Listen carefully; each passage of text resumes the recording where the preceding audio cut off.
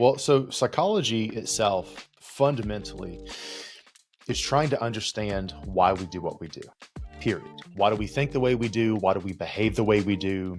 How do we get in our own way? How do limiting beliefs or self-sabotaging behaviors, kind of stop us?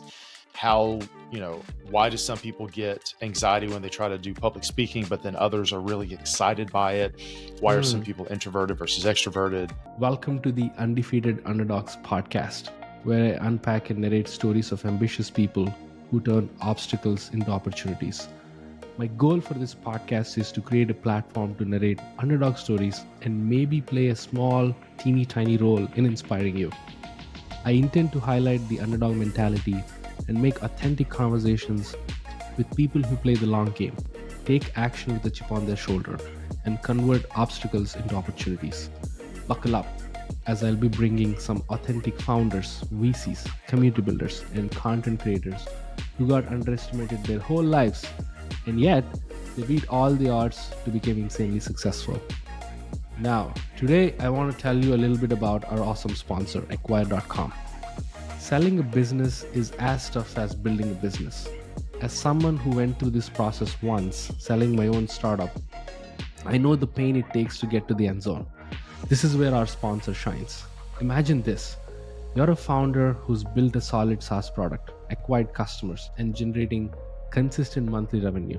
The problem is, you're not growing for whatever reason. Lack of focus, lack of skill, or just plain lack of interest, and you feel stuck. What should you do? The story I'd like to hear is, you buckled down, somehow reignited the fire, get past yourself and the cliches, and start working on your business rather than just in the business.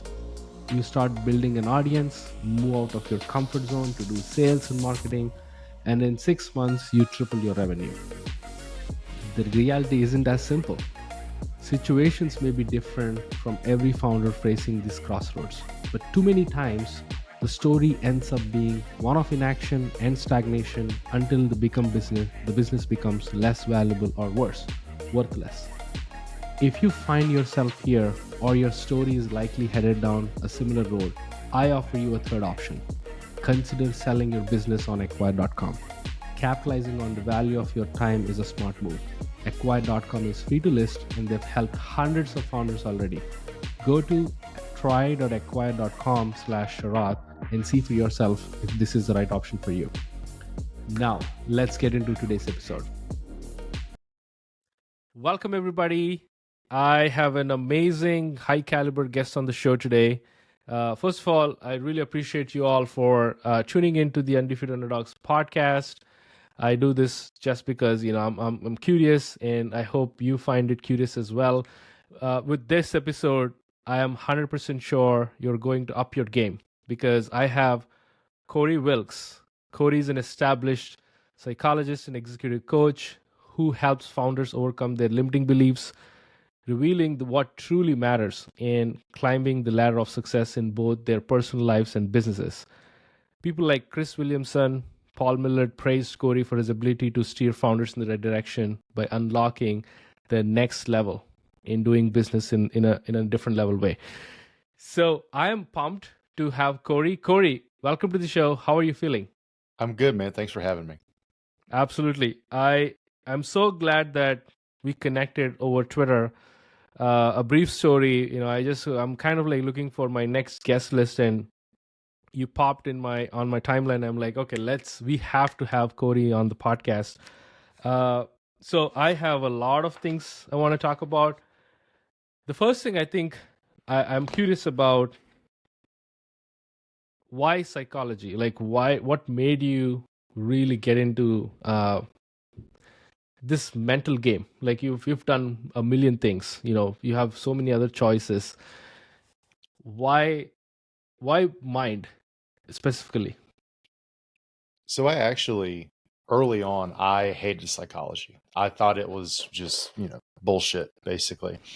Like all, tell me about your childhood or your mother or your relationship, like Freudian type stuff, like the stereotypical Right. lay on the couch and just, talk for hours about, how your mother messed you up or something, or the symbolism of your dreams. Those are fine. They're not they're just made up. Um, so I really didn't respect psychology throughout my entire, adolescent life and early adulthood. I Wow. had psychology classes in high school. I had intro psych in college, and I literally slept through my intro psychology class and still got an A. So I was like, this isn't real. Like this is just all made up. Right. And I finally had one more required psychology class because at one point I was like a business management major because I wanted to go into entrepreneurship.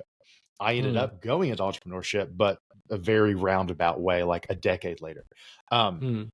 and as part of my major, I had one more required psychology class, which was like a developmental psychology class, which is just like psychology across the lifespan, like how we change as we get older. And I was expecting this, like old white dude to come in and just, pontificate for an hour and a half every day. And he's so Right. old and just boring, like chalk just kind of poofs out of his armpits or something. So I wasn't excited. And in walked this young, like early 30s black dude from Memphis. Hmm. He didn't speak like a professor. He didn't look like a professor. Like he was covered in tattoos. He was really casually dressed. And he was like, "Hey, everybody, Interesting. my name is Dr. Hinton. I'll be your professor for this class." And I Hmm. was like, "You have my attention because you are not what I was expecting to walk in this door." Right. And he spoke like a real dude from Memphis. He just really real, like nothing like highfalutin theory stuff. He's like, here's how psychology actually works and how you can see people as puzzles.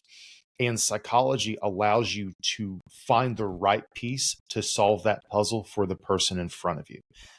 That day, I left class and changed my major to psychology because of the passion he had and the way he framed the actual Right. function of psychology and the power of understanding human psychology in everything that we do. And then once I saw that, I was able to see psychology in everything, right? Even something like ergonomics and like how we design technology. We design it for humans, right? Like something as Mm-hmm. simple as like it's less apparent right now because of touch screens, but Mm-hmm. before, when like driving, right? Like your car, the biggest button or knob on the car used to be the volume knob, right? Hmm. Because you needed to quickly be able to find the volume to turn it down, right? So like you turn the volume down so like you can see better at night, things like that. There's a lot of psychology behind why we do that. But that was why, like, it's like humans suck at operating machinery. So we have to make machinery dumbed down enough so that humans can operate it, right? Hmm. So That's interesting. that is very firm. Like ergonomics is very firmly rooted in human psychology and how what humans really suck at and what they're kind of okay at, and really Hmm. building technology to align with that so that the majority of the population can use things and use them well. So everything from that to like obviously therapy and things, psychology is just sort of in everything that we do in our day-to-day lives. So learning to see that really unlocks a lot of your understanding of people in the world around you. It almost feels like what you said. Almost feels like you can't go back once you experience something like an iPhone. You can't go back, right? Like once you experience like an Apple product, you can't go back. So that revelation. So you didn't. It's so fascinating. First of all, is that it came deeply within you. Like it's not something that's either forced by someone. So that is so fascinating because a lot of people with these majors, including myself, uh, we've been forced by society because you have to be an engineer, you have to be a doctor, you have to be like, X, you have to be Y, and so on and so forth. So that is really amazing. And the way you molded it, you've talked about puzzles. So if you want to define psychology, is it puzzle solver? Psychologist, like in your opinion, what is like, how do you define, and I want to get into the uh, psychology behind designing products. That's amazing as well. That's another topic we can dive into. But yeah, how do you define psychologists? Well, so psychology itself fundamentally is trying to understand why we do what we do. Period. Why do we think the way we do? Why do we behave the way we do? How do we get in our own way? How do limiting beliefs or self-sabotaging behaviors, kind of stop us? How, Why do some people get anxiety when they try to do public speaking, but then others are really excited by it? Why are some people introverted versus extroverted? Is that even an accurate thing? Because most people are what are called ambiverts, which just means you can go back and forth between the two. Even to, how do we design technology, right? Like, why do we do what we do? The better we can understand that, the better we can make every decision after that, right? Well, we do things this way because we make all these assumptions about how this is how the world works, right? You just said, like doctors, engineers, things like that. I hear that a lot from people, and especially like in the entrepreneur space, right? It's like, and especially like, obviously, like I'm white, so I don't have like an immigrant experience, right? But the thing I consistently hear from people who are either first generation or they've immigrated themselves is like, I'm allowed to be a doctor, a lawyer, an engineer, maybe an accountant, and failure. Those are the categories. Because entrepreneur or like content creator or something isn't one of those it's all under the failure category, right? Yes.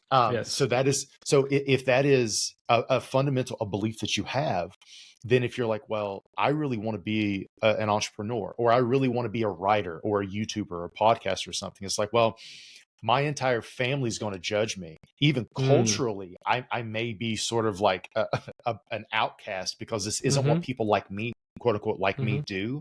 That is really going to influence the decisions you make from that point on, and the internalized stress you might place upon yourself as especially like early entrepreneurship, when like you don't know what works and what doesn't. And you're just like, not only is entrepreneurship stressful, but also I have all this like cultural baggage or family baggage and my own stress about it, and I pile on. That can cause a lot of people to abandon a path of being a founder entrepreneur sooner, purely because of the internal sort of dialogue that they're having. So if you understand that, it makes it easier to manage that later down the line of like, this is just a story I'm telling myself, right? How do I rewrite the story and create a story that is more empowering to me? How do I surround myself with other people who have different stories, who have different personal narratives, so that we can support each other on a very uncertain path? So there's so much with psychology, man. It's basically why. Like, why do we do things in a certain way? And you've briefly touched upon introverts versus extroverts. That is always fascinating to me. So by birth, I consider myself as an introvert. I'm very shy, like less friends, very, very, very few relationships in my life, which are very important. And that's it. Like no more social life and all that. But when the internet came into my life, I'm like, okay, I have to up my game. So I am more of like a online extrovert and in-person introvert. Even if you meet me in person, I'll be like very shy. But if you and I we're having this conversation, wide, in a broad way. So I always think you have to let me know if I'm correct or wrong. I always think like introverts carry a lot of limiting beliefs than extroverts. Is that true first? If yes, how do they overcome it? Like one of the most important fundamental things that any entrepreneur, any founder should overcome is limiting belief on a hour-to-hour basis, I would say. Not even like month to month. It's like every day they doubt themselves, even though regardless of who they are identity-wise, anytime anything can happen, and that actually is like a struggle every founder faces. So in your opinion, again, going back to the question, like, do you think introverts have more self-doubts, limiting beliefs than extroverts? So I wouldn't say they have more. I would say they likely have different limiting beliefs, right? So one, everybody has limiting beliefs to some degree. Like it is what it is. Humans, we operate off of what are called heuristics, which are just like mental models of how the world works. Okay, that's a simplified version. A heuristic is rooted in an assumption that we make. So for example, if I identify as an introvert, one, I'm wrapping my identity around a specific label, which is typically problematic eventually, because it forces you to make a lot of assumptions about yourself. Because Mm-hmm. I'm an introvert, that means X, Y, and Z. So now you're automatically putting yourself in a box, which makes it really hard to grow or evolve out of, right? But Mm-hmm. let's say you identify as an introvert, and then you get invited to a party. Immediately, the assumptions you start to make are this will be draining. People might judge me. I'm probably going to say something awkward. I'm going to be awkward.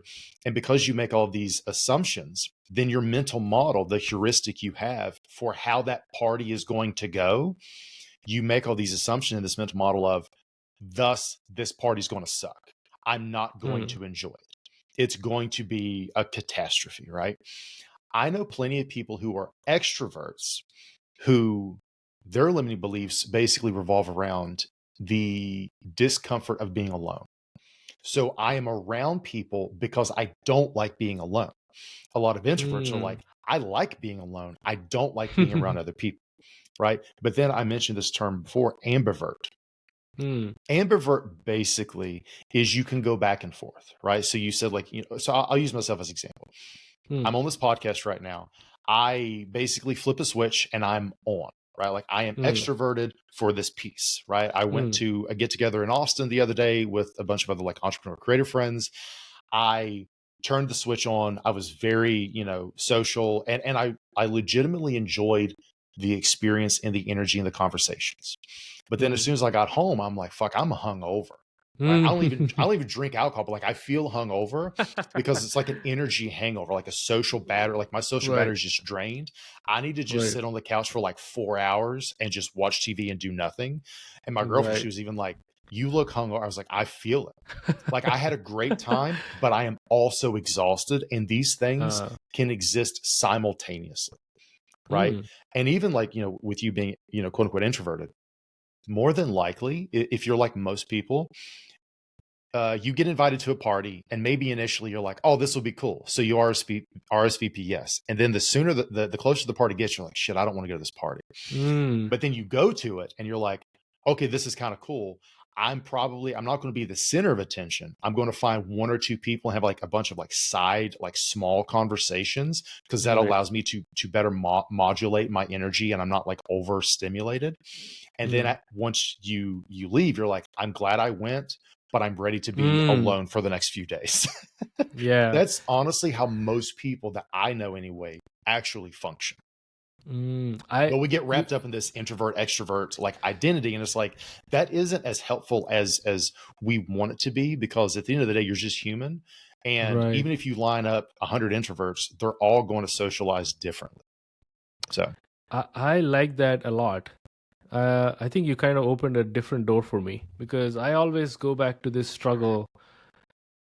Like you said, you just described me in the last 3 minutes of your answer. Like, I do enjoy kind of going to, meet people for a meetup or a conference or even friends gathering who I even don't know. Then I kind of mold myself in a way that, hey, let me actually find one or two people who I can mingle with. That's it. That's a start. And eventually I'll end up meeting several people, but the expectation is one or two. Like that's like the lowest expectation. So this new ambivert is maybe an identity I have to choose. But talk to me about the identities. Like again, like if you ask me, quoting James Clear, he says and believes, and I kind of like implemented in my life as well. Identity is everything. If you want to become something, you have to be that identity first, and then you'll become eventually, right? If you want to become a writer, I'm a writer already. Then I'm taking small steps, micro steps, and I reach the goal. Why do you think, or where do you think people stumble upon when they pick up identities? In what cases, in your opinion, they're like, this is not the way you should think about identities? So a couple things. One, I think I personally like the idea of making it a verb, not a noun. So like I write, I am one who writes versus I am a writer, right? And I know that seems like semantics, but let me put it this way. If I said, I'll do it this way, who are you? How do you like, who are you? How do you answer that question? In this particular mode, I would say I'm a podcaster. Is that it? In this context, I not even in a context. Who are you? Like uh, philosophically, fundamentally, identity politics was like, who are you? How do you answer that question? I'm a husband. I'm a father. I'm a son. I'm a friend. I coach people. There are like a lot of hats, I would say, not one. I Exactly. can't fit in one. Exactly. Right. So that was my point is a lot of people get tripped up in, let me find the singular identity that fully encompasses me. That becomes highly problematic because, you know, we are not one-dimensional beings, right? Like we are all multidimensional, right? Like you said, like I can be a father, a son, a spouse, Mm-hmm. a writer, a podcaster, a business owner. Like you can be all these things. And the beauty of that having a much more flexible or multi identities is so like think of it like sports athletes. Okay. If I fundamentally identify as a football player, whatever kind of football, American, UK, it doesn't matter. Football player. Okay. If I get catastrophically injured and can no longer play my sport, who am I? My identity has historically and rigidly been I am a football player. Who are you if you are a football player who can no longer play football? So that's why a lot of athletes had these huge identity crises after like a career ending injury because they wrapped their entire identity around a singular description of who they were. So then they left themselves no room to grow, adapt, evolve, anything, right? But if you have these multiple ways of describing yourself in different facets of life and business, if one changes, that's okay because you have these others, right? Sure. The real issue with identity that I see is when you use identity, whether knowingly or unknowingly, as a crutch, right? So, and I know this could be controversial. It is what it is. Take it with a grain of salt. I am a psychologist. I am not the end all be all psychologist. So feel free to disagree. Something like with ADHD, right? More and more people you're seeing identify as having ADHD, which is great in that it's great to know how to describe yourself, right? And having educational resources or formal diagnosis to kind of explain why you do certain things, good or bad. One thing that I consistently see from people is they say, "Yeah, I've got ADHD," or "Yeah, I am ADHD, and that's why I can't do X, Y, or Z." And it's like you're using this as a crutch to as an excuse to not even attempt certain things. Oh, I can't be organized because I have ADHD. Okay, if instead you saw it as a series of skills deficits, meaning how much practice have you put in with organizational skills? How much practice have you put in with impulse control, with this, with that? You may still really struggle for sure, but if you see it as a skill you can practice, it makes it significantly more approachable. But a lot of people, they wrap their identity around, I am this singular thing. And like when you talk to them in a conversation, like it always comes back around to them having ADHD, right? And I'm picking on ADHD just because it's very prevalent for me, right in some of the spaces I see right now.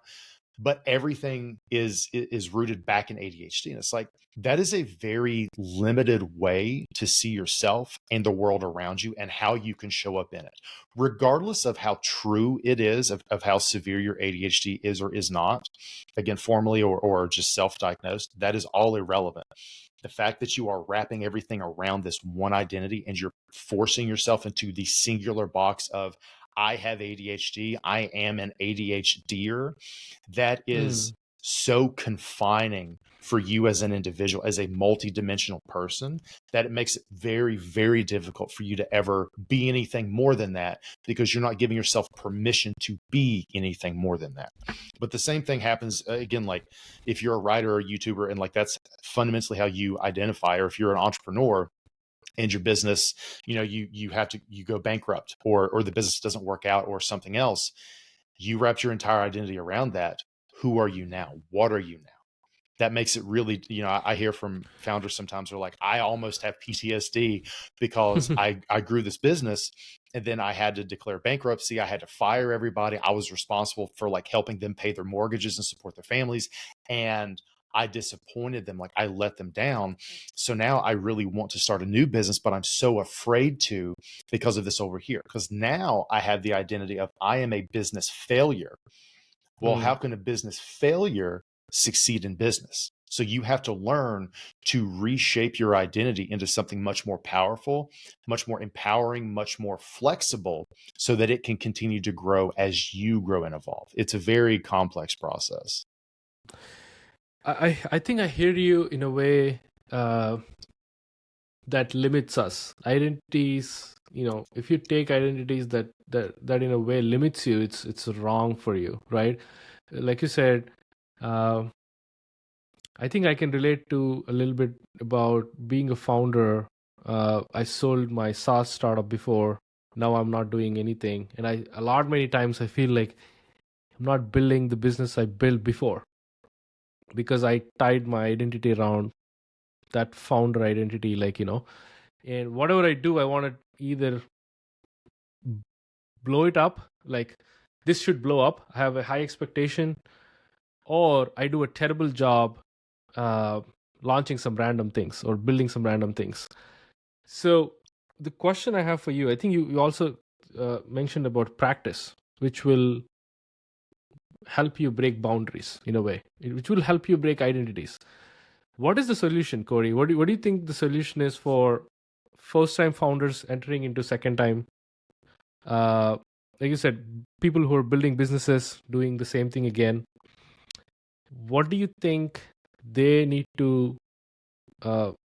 adapt in the second run?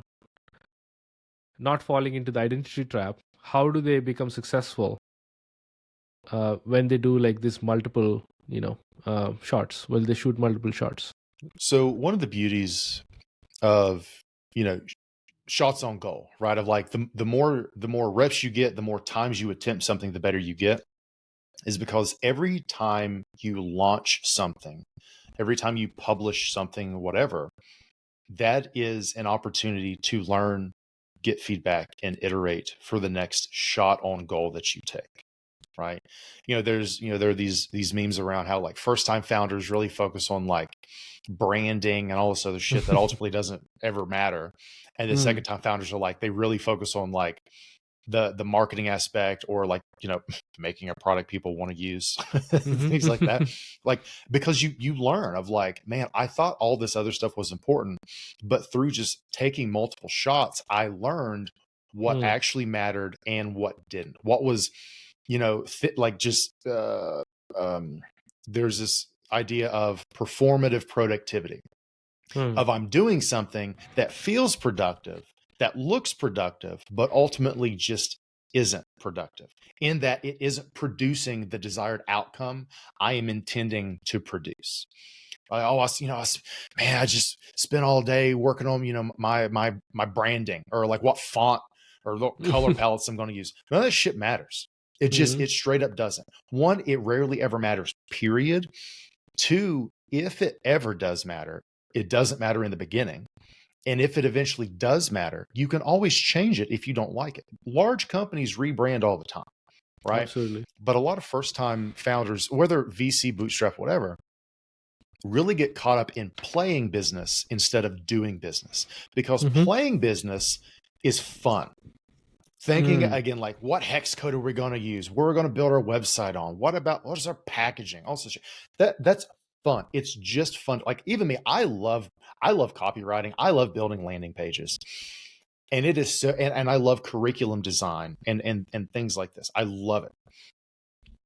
But too many times I've spent days or weeks building out a landing page that I thought was genius, building out this long, just huge curriculum that was like all encompassing.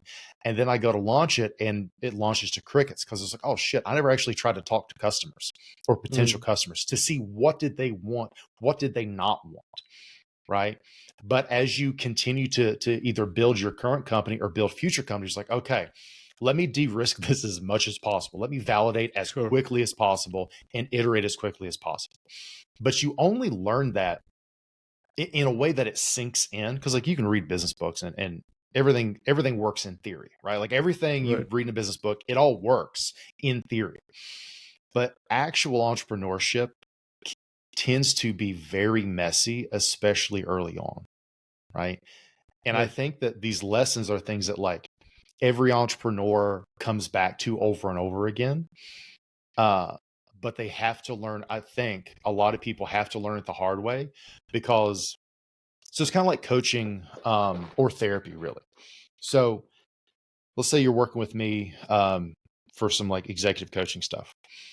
One thing a lot of people want is what people think they want is to be spoon fed answers. So you're like, hey, Corey, I'm really struggling with this. Should I go left or should I go right? You think you want me to tell you, oh, dude, just go left. Mm. But the reality is, and again, when I was, early in grad school studying therapy, this is a mistake a lot of early practitioners make is they'd be like, okay, yeah, I think you should go left. Well, then you're like, I don't know. I kind of want to go right. And it's like, okay, go right. Well, left is also kind of cool too. If I just tell you, if I spoon feed you what to do or what I think you should do, one, I don't know your business well enough to make that decision for you, for sure. Never outsource decisions like that in your business. But the other thing with it is I have now robbed you of the ability to have ownership over your decision because I Sure. made the decision for you. Because you don't own it, it doesn't resonate with you. You haven't fully adopted it into yourself. So you're not going to be as invested in that. Versus if I say, okay, well, what is your thinking about going left versus right? And then I guide you and I facilitate your own ability to make the best decision for you from you. Well, now whatever decision you make, you fully own because you came to that conclusion yourself. That is really, really powerful. So that is why I think with entrepreneurship, you have to go through the shit and be By like, yourself. okay, Yeah. like I read this in a book 3 years ago, but it never really like sunk in until I experienced not accepting that advice. Now I know that Right. that is definitely the route to go because I've Right. lived it and now it is my truth. It's basically like, actions are far, far, far more better than theory, right? You read, you consume, but it only helps. I think there's a difference between knowledge and information.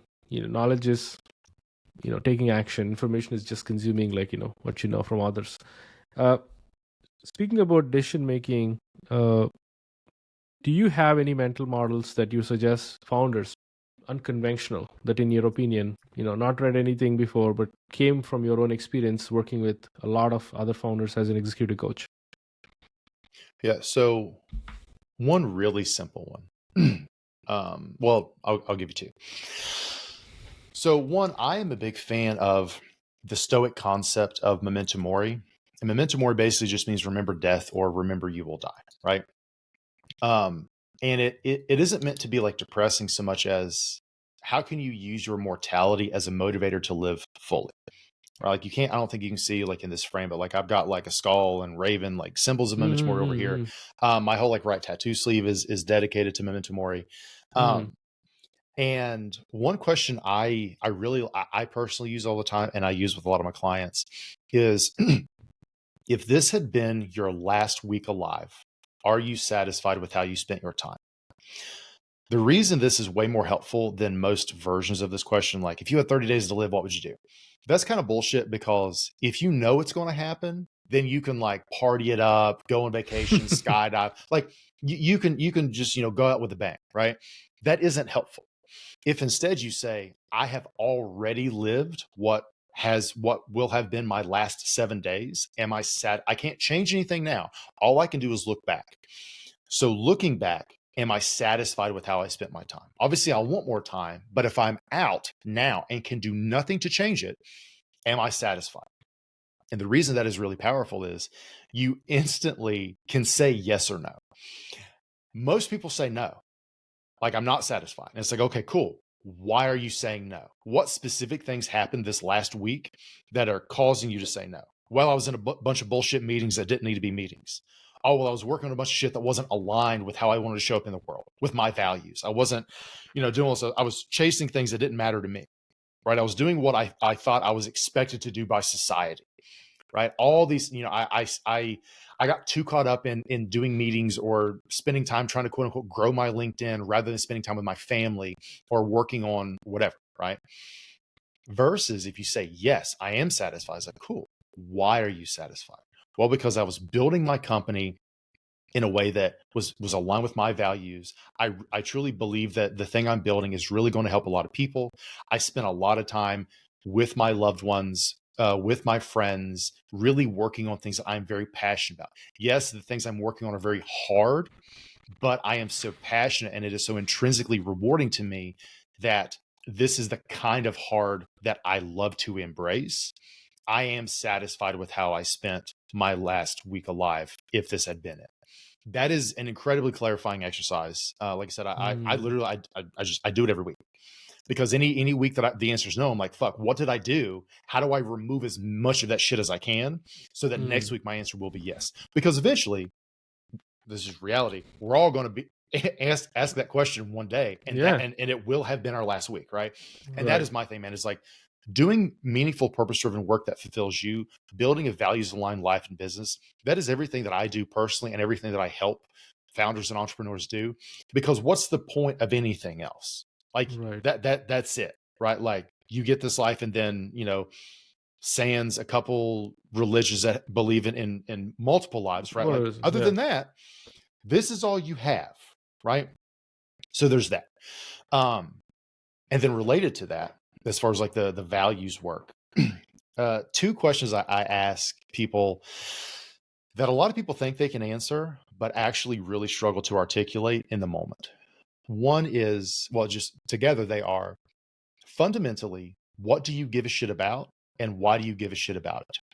And the reason I ask it crudely, like cussing with that, is if I say, what do you really care about? What's really important to you? You're going to be like all intellectual and rationalize, like, well, this is really important for the world. I'm like, no. If you and I are just sitting around like a campfire or a bar or something, like, hey, man, like fundamentally, like, what do you give a shit about? Right? That changes, it bypasses all the intellectualism, and it forces you to have a gut response of like, fundamentally, this is what is critical to me. This is what I deeply believe needs to exist in the world, because the absence of this existing in the world is detrimental to the world, right? This is the impact. This is the legacy I want to build. This is what meaningful, purpose-driven work that is values aligned to me looks like. What do you give a shit about, and why do you give a shit about it will clarify so much than the majority of self-help books you're going to read around clarifying what actually matters to you. Man, I've always practiced this question most of my time, most of the days, which is, if this were to be your last day in your life, what would you do? That is a powerful question as well, because you're giving yourself an opportunity to, like, do everything that's really, really important. Like, in your words, like, what do you care really, today? Because at the end of the day, you're going to die. But what you said is actually even more powerful, because the fact that you can't change anything kills you, and it also allows you to do better because you still have time. We can't take anything for granted, but yes, you have more time now. You have an opportunity. It's a choice now. That is so powerful. I just want to acknowledge that, because that is so damn powerful. I just want to implement it, like, right onwards now. And man, so one thing, so all these questions are really good. They're amazing. What I think that many people fail is, even though they ask themselves the question, is the courage to take action upon the next step. Like, in this moment, you get your answer, but that's not the solution. You have to act upon it. So talk to me about the courage aspect of building a successful life, whether it is personal, business, whatever it is. How do you train founders or encourage founders to like take it to the next level? Courage to me is a lot like motivation in that I don't really talk about it. I don't optimize for it. It is a fleeting emotional state that is really, really hard for most people to capture. You can't schedule it. You can't rely on it. Sometimes it's there, sometimes it isn't, right? And going back to like identity stuff, a lot of people do not identify as overly courageous. So when you try to tell people like, hey, here's how to have more courage, they're like, that seems really hard. That seems beyond somebody like me, right? Or they read an article about 10 ways to build your courage, and then they read it and they don't do shit with it. I look at it more as conviction. How much conviction do you have that this thing needs to exist? And the reason for that, I'll do it this way. I do a lot around like core values work. Okay. Most people can get to like their top 2 to 3 values, but I'm a huge fan of just like a singular core value that encompasses everything else. So I'll use myself as an example. My core value is freedom. And what most people, when they go through these exercises, I have a bunch, but what most people run into is initially when you try to clarify your core value, it feels really selfish at first. So like with me, one of the reasons my core value is freedom, that means I never want to wear khakis and a polo ever again. I had to when I had a regular job. I never want to do that ever again in my life. I hate having a boss. I like being able to just go down, at noon or something and like make lunch with my girlfriend. But if I'm in an office, I'm not trying to make small talk with people I don't give a shit about eating a bag lunch or something, right? I never want to have to do that again. That's really selfish. Of course, I want to just make money in my pajamas. Who doesn't? Okay. But digging deeper beyond just the selfish reasons, for me, I fundamentally believe that too many people live a life of mediocrity. Mediocrity defined as not living up to your personal potential, however you define that. I believe too many people live in mediocrity because they let fear and other limiting beliefs stop them from doing the work that resonates with them.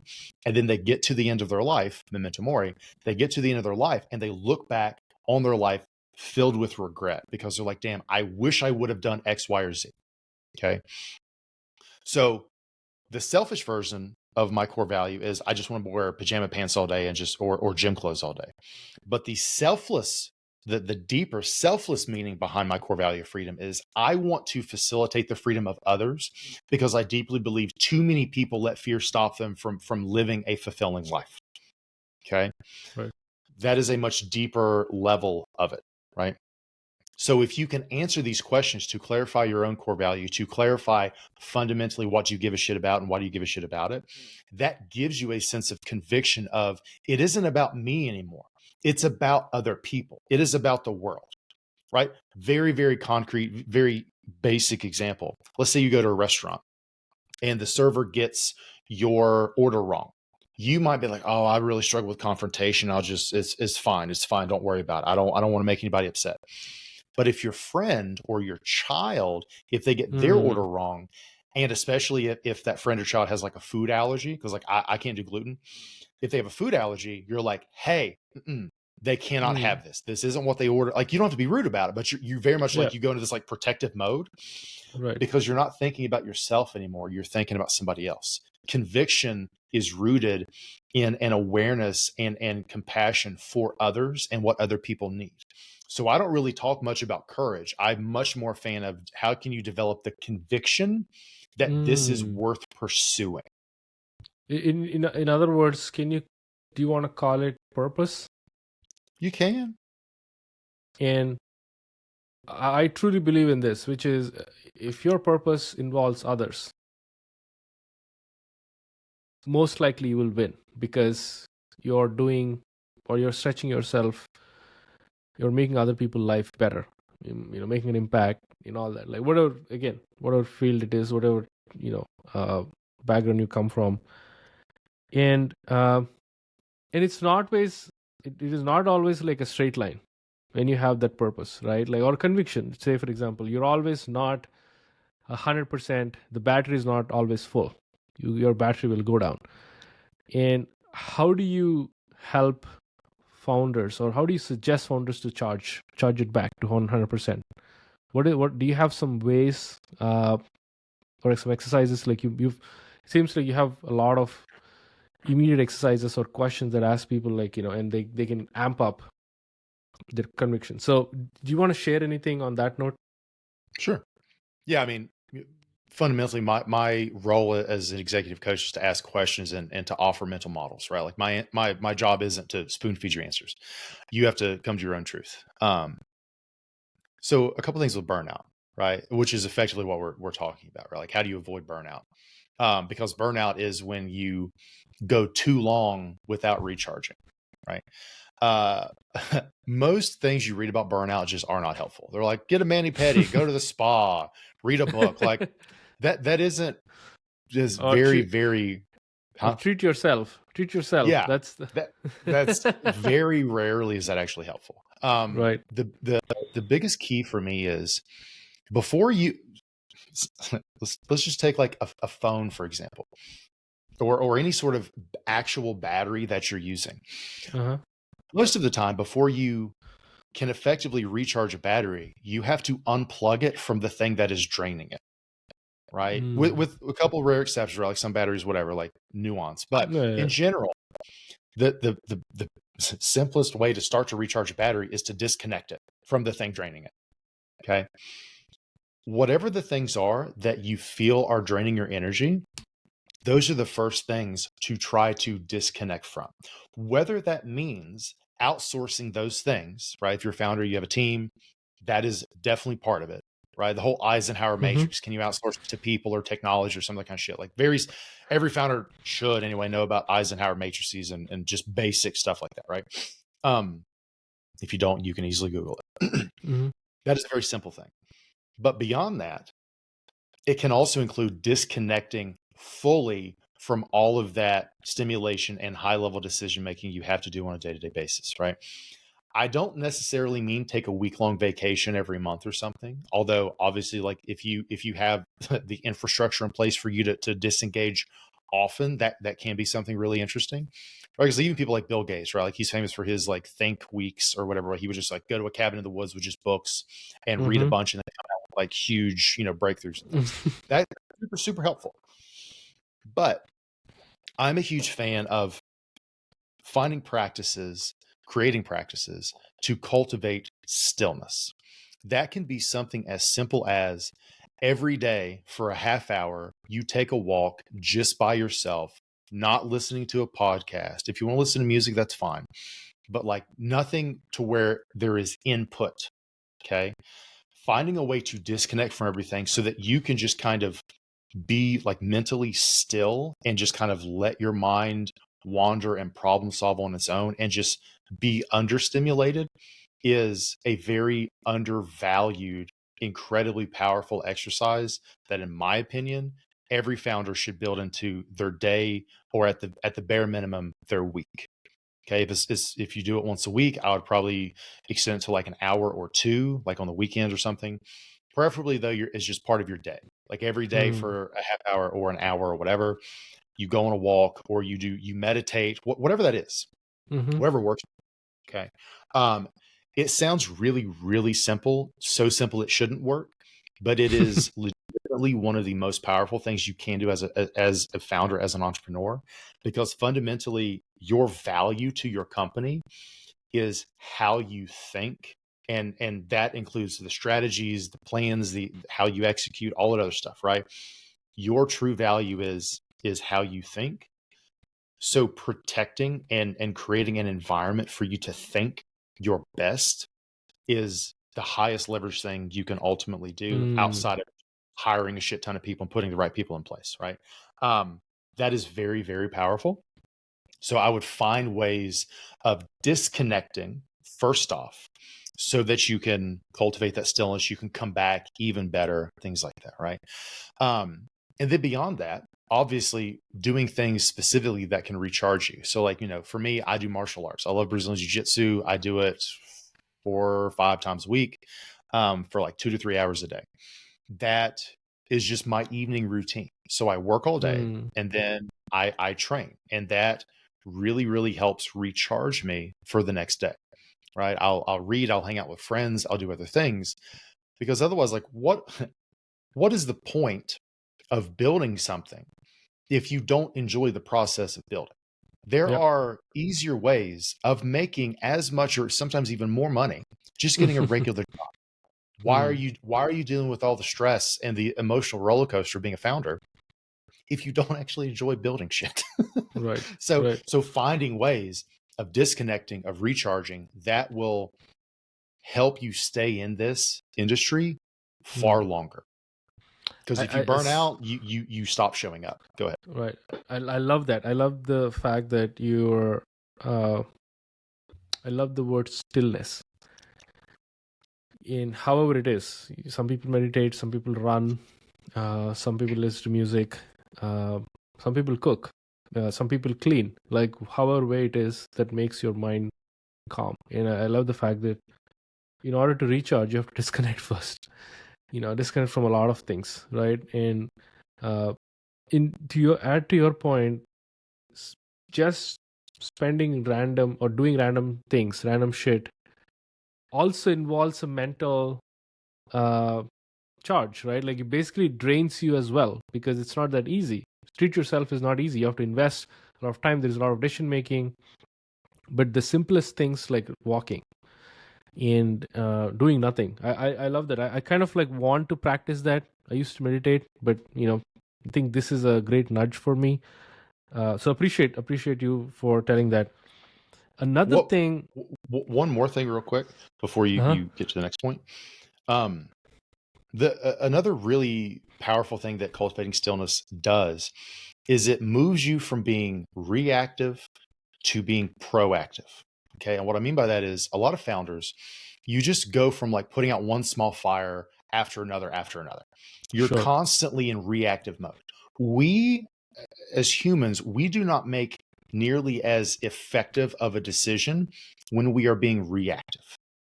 Hmm. Cultivating stillness allows you to disengage from that constant reactivity to be able to get ahead and proactively say, okay, what is our next move? What do we Hmm. need to do after the fact? That Hmm. gives you the mental space to just kind of breathe and accurately evaluate everything and not feel like you have to make a split decision, Hmm. to really think through and really make the best decision possible. So if for no other reason, like if you legitimately care about your company, finding ways of switching from being reactive to proactive, Correct. and again, cultivating stillness is a very effective way to do that.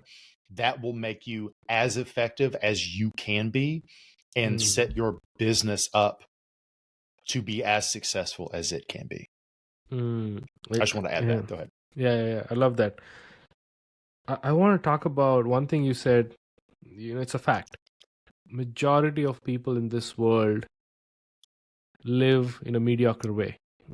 For lack of awareness, lack of opportunity, lack of coaching, lack of support, whatever it is, the reason they just live. Not an ambitious way, but like mediocre way. So, in your opinion, in your experience coaching these founders, how do you push people to find greatness? What are some things that you do to them that makes them feel like uh, they're not living a mediocre life, but they're actually fulfilling something? So, one, I think by default, the majority of people want to be great or pursue greatness. The issue is we pile on a lot of limiting beliefs that try to discourage us from either pursuing greatness or giving ourselves permission to pursue greatness. Okay. This is why so much like empty motivational bullshit and like, motivational speakers and things, this is why they do so well. Because all they're doing is being like, yeah, you can be great. And everybody in the audience is like, I want to be great secretly. Right. Regardless of my Mm, insecurities, like I deep down, I want to be great, but I see more obstacles and opportunities, basically. That's the majority of the self-help entire industry, is just telling people like, hey, actually you can be great. Um, the thing that I do is I kind of just I assume also, like when people come to me, like it's because they're like, I'm doing well and I want to do better, or I'm in some way not doing as well as I want. Right. That's fundamentally why people come to me. a lot of times I make the assumption that you want to be great and that you fully have the potential to be great. But there is a disconnect. Either you lack clarity on what it takes, like what you need to do specifically to become great, or you have limiting beliefs or self-sabotaging behaviors that are preventing you from greatness. That's really where I come in of like, how do we remove the thing that is getting in your way? Lack of clarity, some other obstacle, something. Because once you remove that, people generally are well equipped to go on and pursue greatness. It's just that is the issue, is that a lot of people, they don't have clarity on what they fundamentally want or how to achieve it, or they have, for lack of a better term, just mental baggage holding them back. So that's Right. really where, especially like as a doctoral level psychologist and executive coach, like that is where I come in specifically, is to help with that specific situation. Again, I think you're going back to this philosophy of removing things. You're not adding, right? I think I like that. I like that. I think that is the baseline, I would say. It's basically find clarity. In order to find clarity, you need to remove your limiting belief. You need to work on managing it, eliminating it, whatever it is that, that you can do, and put your focus on the other aspects. So talk to me about focus. Like tell me about, like, sometimes we founders, like you said, we do a lot of things, not just one thing, on a consistent basis, and we lack focus, and again, do it because for the sake of doing it. How do you suggest founders to keep up their focus at their best, in their best level, possibly all the time? So one thing you rarely will ever hear me talk about is productivity. I think productivity is great. I just also, and I, I know people who are, productivity, gurus, or like legit people who really know what they're talking about. And I have a lot of respect for them and what they do. I personally rarely ever talk about productivity because I think most productivity advice doesn't adequately address the core issue that people struggle with. Because, like we talked about before, you know how to do an Eisenhower matrix. You know about 80-20 principles. You know about time blocking and Pomodoro and all this other shit. You know all that. And maybe you've even dabbled in it. But fundamentally, something isn't quite working. For me, when it comes to founders specifically, one, if you have a team, then your lack of focus is typically a lack of prioritization, right? How do you clarify where you are most? This is one of the first things I do with a lot of founders. Where are you most valuable to your company? And how much of your time do you spend doing that versus all the other shit? Like one of the guys I worked with, like we literally freed up 15 hours from his schedule every single week because he realized he was spending 3 hours a day doing shit that he wasn't the person to be doing. And with like literally just like a very simple like exercise, he was able to figure out like, oh, there's 3 hours worth of shit that I don't need to be doing that this other person is better suited for, loves those responsibilities. And now I am no longer the bottleneck in my business. Right. That's because that's a huge thing, is the things that helps you early on tend to later cause problems because it turns into you being the bottleneck in your business. Right. And learning to let go of some of that control and remove yourself as a bottleneck is a huge thing. So it isn't necessarily that you lack focus, it's you lack priority. That is a big thing for a lot of founders. So one, there's that of like, where are you most valuable and how much of your time are you allotting to that versus how much of your time are you allowing to be taken up by anything else? That is a hard exercise to do because founders are like, everything's important. It's like, it isn't though. Right. Like if you couldn't work on your business for a week or 2 weeks, what are the absolutely critical things that as long as they were done, it would stay afloat? Cool. Those are the priority. Of those, what do you uniquely have to do versus what can be outsourced to your team, to technology, to other things, right? I was talking to a CEO the other day, and they were doing like a company retreat type thing. And I was talking to him, like, how's CEO been going? He's like, oh, it's great. I just try to make sure I stay out of the way.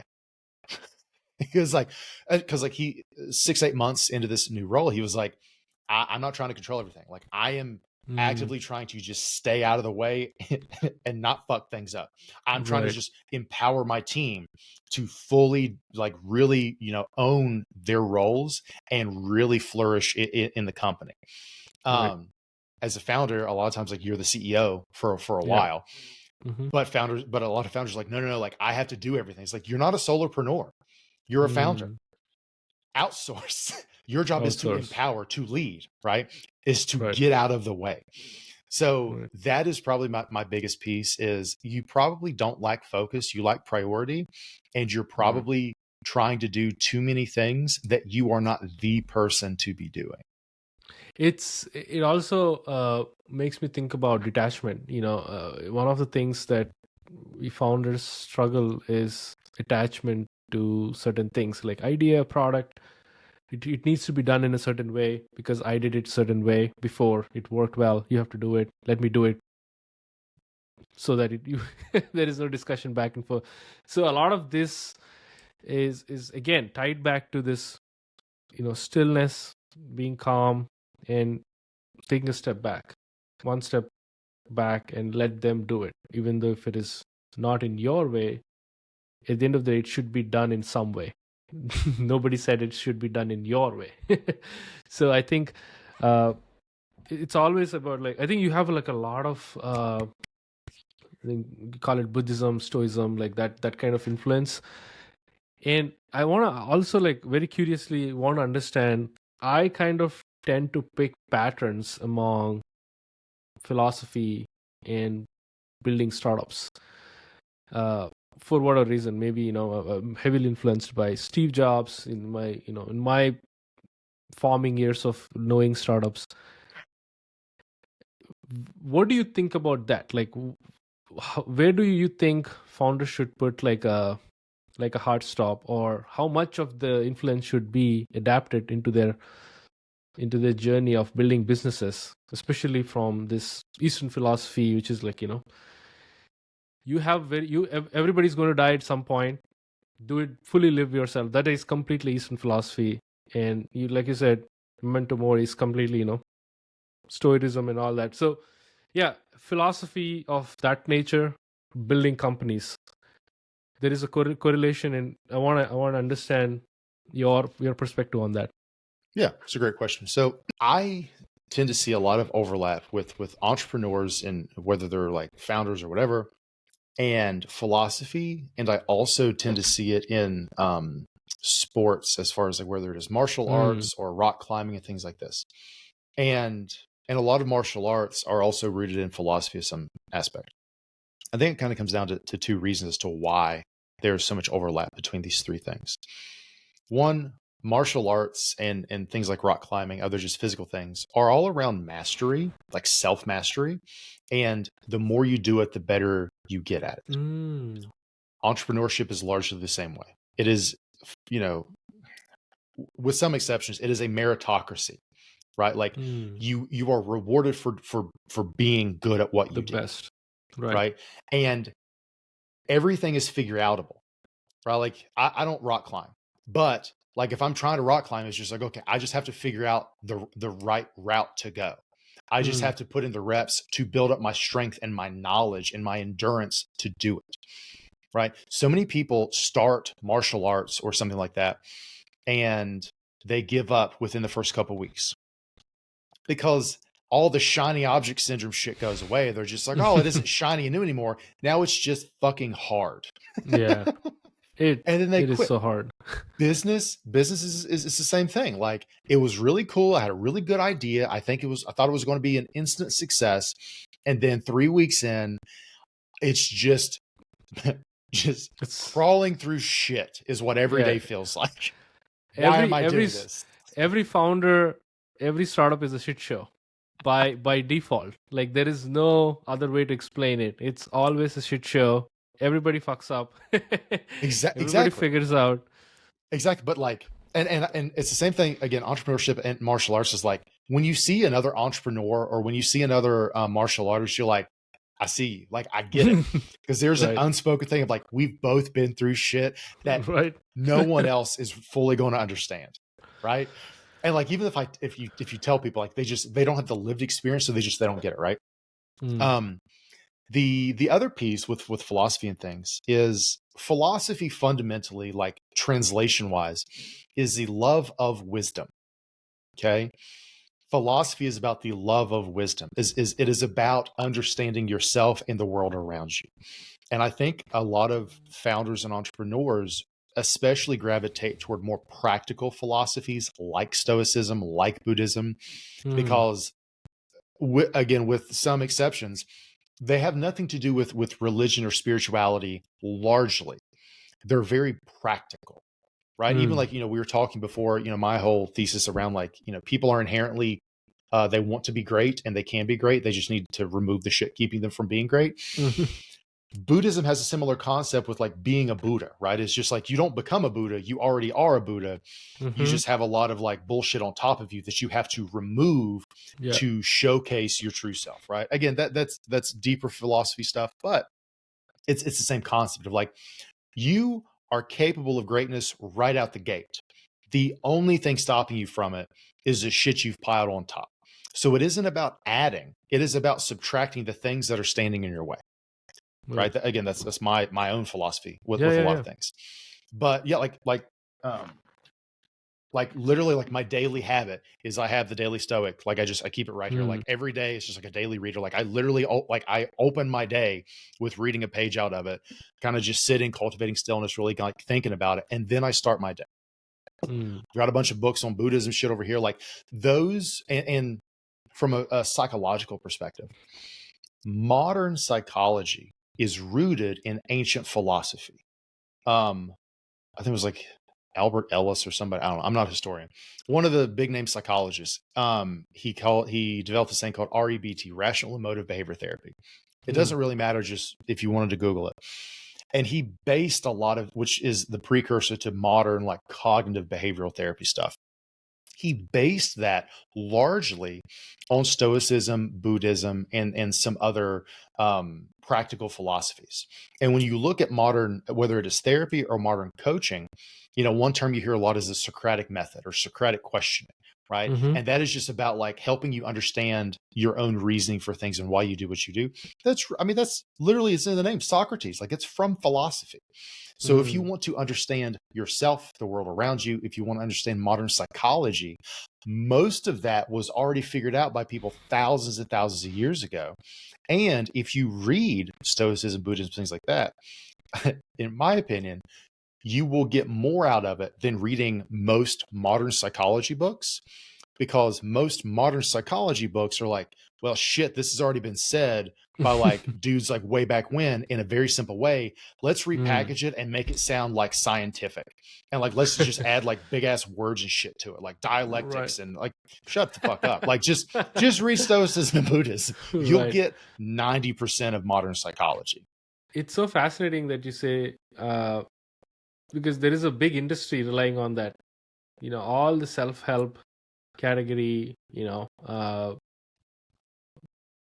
these motivational speakers, they tend to say the same thing, but they're great storytellers. First of all, they just make it in a way that is approachable, reachable, and understandable, digestible. And a lot many people are misreading these books, for example, right?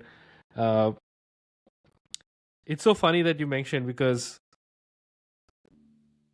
I think if you understand the basics, the fundamentals, you don't need all of that in a way. You just basically do with your. I like the way you said about conviction. It's a purpose to do things for others, make other people's lives better in whatever way possible. So yeah, it's just funny. I felt like it's all there. You just have to find it and kind of like practice it. Again, theory is different from implementation, right? So Well, last and like question. one more thing with this, with philosophy and things and like practical philosophies, most people, when they think about philosophy, they think about like, is a tree really a tree? How what does it mean to know? Like that shit isn't helpful for most people. Right. The thing that another reason why a lot of entrepreneurs really gravitate toward things like Stoicism and Buddhism is like most of these philosophies were practiced by real people doing real shit, right? Like Marcus Aurelius was like the emperor, right? And he's like, Right. these are the guardrails I put on my life to stay straight. Right. It's like he wasn't pontificating about what the fuck a chair is or what, like, no, it's just like, look, man, here's how to get out of your own way. Here's how to deal with people who are going to be assholes to you. Here's how to, like, simple shit. Yeah. There's this other book, which is like usually the first Buddhism book I recommend to people. It's by Thich Nhat Hanh, called The Miracle of Mindfulness. And the whole idea of this book was like, it was like a series of letters he was sending to like another like senior monk dude, I don't know the terminology, at another place during I think like the Vietnam War. And I think it was Vietnam War, somewhere in history. Again, I know shit all about history. But the point is, this other monk and like the monklings, whatever the fuck they're called, I'm super well spoken if you can't tell, as a psychologist. I introduce myself as Dr. Corey Wilks, and this is how I talk. But not your average psychologist. The whole thing was like these other monks were getting like kidnapped, murdered, raped, all this other shit purely because of their ethnicity during this altercation. Okay, right. The whole point of the book was Thich Nhat Hanh was like sending these letters to this guy. He was like, look, man, I know you all are going through some real shit right now. Here is how to come back to Buddhism and mindfulness to help you weather this storm of all this violence and uncertainty and fear. Here is how you can recenter yourself to deal with this insane, inhuman amount of stress and turmoil you're dealing with. It wasn't a series of like, hey, you should just think happy thoughts because, your job was kind of stressful because your boss yelled at you today or some shit. Like, no, it was like, you are going through the realest shit humans can go through. This will help you. And because these types of philosophies are so practical and practiced by so many people throughout history, going through real shit, that is what gives it way more validity than, again, the majority of any modern self-help book you're going to read in general. 1000% agree, because the shit they went through compared to the shit we go through every day it's like so much less, like 0.1% of what the things they went through. I think that's why I think founders, if and there is like a self-awareness aspect to it as well. I think not all founders get Buddhism. Founders who are by nature self-aware, they know their limits, or for example, they know what they're doing, and they can compare to the things that they read in these books. They get it because it's also like you understanding, realizing, in my opinion, that you're doing nothing in front of what they did, right? There's the humbleness, right? So talk to me about, I feel like I want to definitely ask about this topic, which is self-awareness. How do you inculcate in people who doesn't have it, and whoever has it, how do you help them to double down on it? So again, probably an unhelpful answer. Like, I believe people are inherently self-aware, but they allow shit to distract them from it. It sounds like a Dr. Seuss quote, but like this whole idea of like, no matter where you go, there you are. And what I mean by that is most people spend their entire waking hours jumping from one distraction to another. And one of the reasons for that fundamentally is they don't like who they are or who they think they are, or the thoughts in their head are basically like bullying or abusive. So as long as because I have all these insecurities, these toxic personal narratives, these limiting beliefs, all this shit, this baggage. So as long as I just keep jumping from one thing to the next, to the next, to the next, I can push that voice down. The issue with that one is you're never dealing with it. And that voice is like the fucking serial killer in like any horror movie. They're not fast, but they're always right behind you. Right. Yeah. And you're eventually going to trip on some shit and then they're going to catch you. Like, that's just how that voice works. Right. And like a really simple thing, that a really simple exercise, which is incredibly uncomfortable to do at first, is go out to eat, like at a restaurant, by yourself, and don't look at your phone. How uncomfortable is that? Most people are like, fuck that, I don't want to do like that. That's super awkward. It isn't awkward because there's no social interaction to be awkward around. It's, you think it is awkward because it is uncomfortable because all you're left with is your thoughts. You as your own dinner companion is terrifying. That is a scary place, by the way. That is a scary place to be. I've tried that. It is the most scariest place I've ever been, which is spending time with your own thoughts, not doing anything else. Because you truly see yourself, who you are, butt naked, nothing, full transparency, nobody's there to judge. I want to hear like how, didn't mean to interrupt, but I want to hear like how people can overcome that phase, like spending time with their own thoughts. Yeah. The easiest way to get over that is to just fucking do it. Like, there's no secret, right? Like, again, it's putting in the reps, right? Like I used to do that, and I specifically did it because it was uncomfortable. And because again, like you can't watch TV, you can't look at your phone. Like, it is specifically an exercise in just sitting with yourself. And at first it was super, because it was like, and you do this thing psychologists call metacognition, which is just thinking about your thoughts, like observing your thoughts. Okay. Because meta means like beyond. So like thinking beyond your thoughts, like just observing your thoughts and shit. And at first you're like, oh, all these people are judging me. They're like, who is this motherfucker like sitting by himself? You know, and then you're just like, do I eat weird? Like, I don't, because like some people don't even like to eat in front of others because like they get self-conscious and shit, right? All of your self-consciousness, all of your insecurities all come rushing. They come rushing to the forefront, and you can't do shit to distract yourself. You can't look at your phone. You can't engage in conversation. You can't just flip through Netflix or something. You got to just sit there and deal with it. It almost feels like Inside Out movie, like all these feelings. Right? Yeah, because it forces you to be like, this is the shit that I carry around with me every day. These are the bullshit thoughts. If I talked to another person the way I talk to myself, I would be a bully. I would be abusive. But this is how I talk to myself every day. Everybody's judging you. Nobody likes, like, everybody thinks you're weird. You would never say that shit to another person. Yeah. But yet you say it to yourself every fucking day and never question it. And the reason you don't question it is because you never face it. Right? Ah, man. There is so much clarity in doing shit that is uncomfortable. Because the biggest question to ask is, why is this uncomfortable? What makes this uncomfortable? You, again, it's like I'm trying to shed on like the self-help industry. You will learn more about yourself doing an exercise like that than reading the top 30 self-help books. I promise you. Okay. And it's free. It's just the cost of dinner, whatever that is. Right.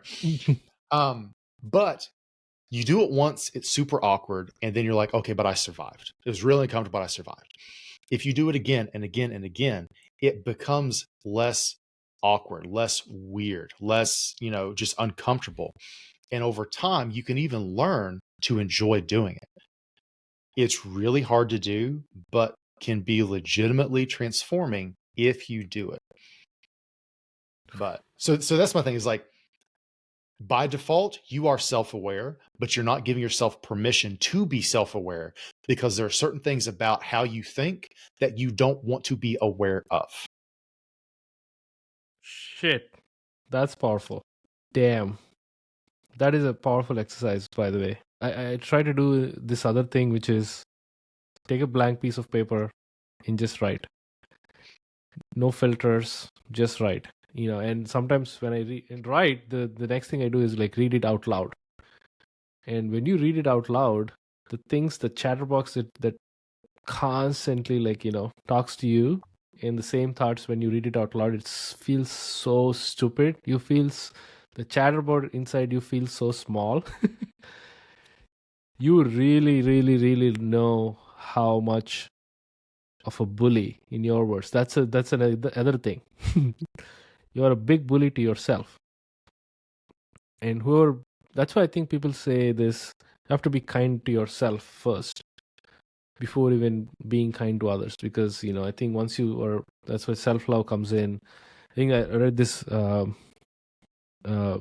by Kamal Ravikant, which is amazing. Everybody should read it.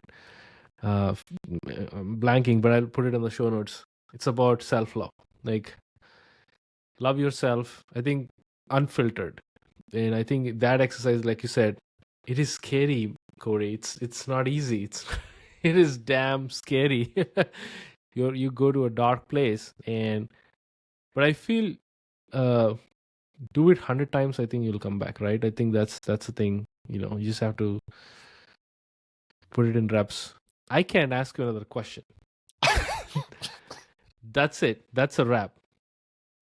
That is it. Dude, I'm down to come on another time, so we can always do a part 2. That is done. And I love this episode so much because there is so much relevancy to me, and for hopefully to listeners, because my audience are always like founders who are hustling, doubting themselves, having a lot of limiting beliefs, yet they show up and they do. And I think that's why I respect for entrepreneurs, founders, and some of the things you said, some of the exercises, some of the questions, they're so thoughtful, they're profound, and I'm going to use it in my life. So I appreciate you, Corey. Thank you so much for dropping by. Thank you so much for sharing all the wisdom with us. Any closing thoughts before we wrap up? No, this is awesome, man. You asked a lot of really good, deep questions that I think will benefit a lot of founders. So I appreciate the depth of thinking you put into coming up with these questions. And I just appreciate being invited on. Absolutely. Thank you so much. Thanks for the kind words. And that's it, folks. Stay tuned. I have amazing, prolific guests like Corey coming on the show. And I hope you learn a lot from these conversations, because we do this for you. Again, the conviction, the purpose is to help other people win. So on that note, stay tuned. Cheers. Do your thing.